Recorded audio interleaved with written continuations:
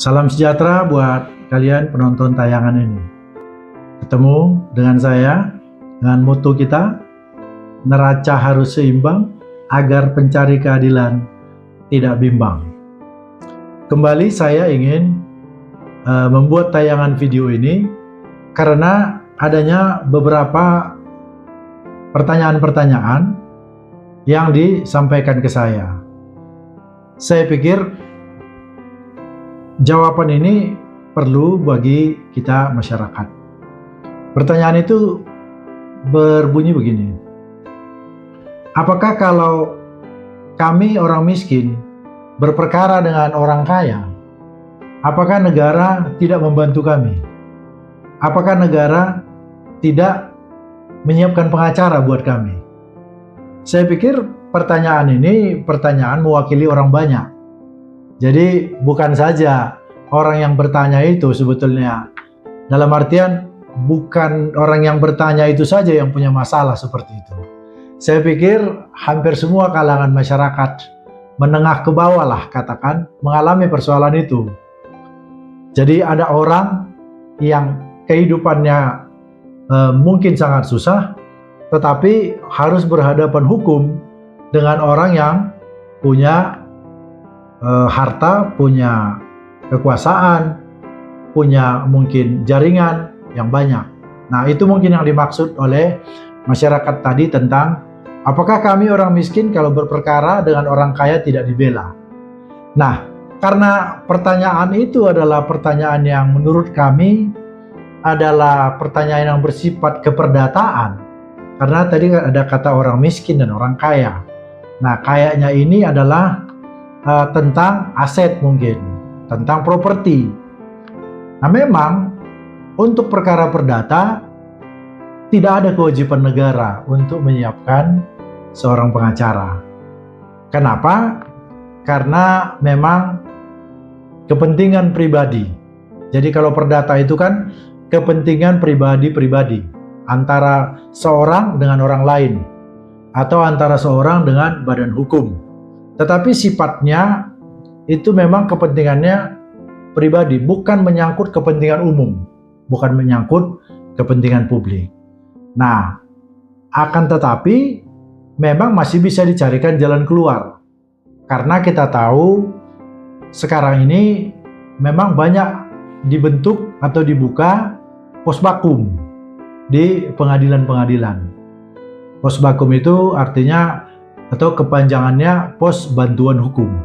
Nah, jadi sebetulnya masyarakat yang tidak mampu tadi sebetulnya masih bisa dibela, masih bisa dibantu untuk datang ke posbakum untuk meminta bantuan hukum. Hanya sampai disitulah kewajiban negara. Itu memang ada nanti ada anggarannya yang bisa diklaim ke Kementerian Hukum, ya. Nah, akan tetapi kalau misalnya seseorang katakanlah si A berperkara dengan si B, si A mau cari pengacara yang mungkin punya pengalaman atau mungkin punya reputasi, punya nama besar, tentu negara tidak bisa untuk menyiapkan itu karena memang itu nanti terkait dengan pembiayaan.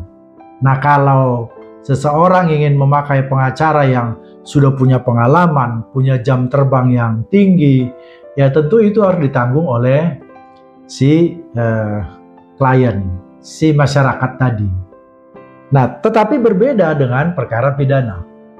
Kalau perkara pidana, apabila seseorang yang diduga melakukan tindak pidana yang ancaman hukumannya minimal 5 tahun, ya bisa 5 tahun, 6 tahun dan seterusnya sampai nanti ancaman hukumannya hukuman mati. Nah, untuk perkara yang seperti ini, apabila si tersangka tidak sanggup membiayai, tidak sanggup untuk membayar pengacara untuk mendampingi dia, maka dalam hal ini negara, maka dalam hal ini penyidik, baik di tingkat kepenyidikan maupun di jaksa dan di pengadilan itu nanti wajib disediakan oleh negara pengacaranya. Jadi bisa lihat sekarang perbedaannya.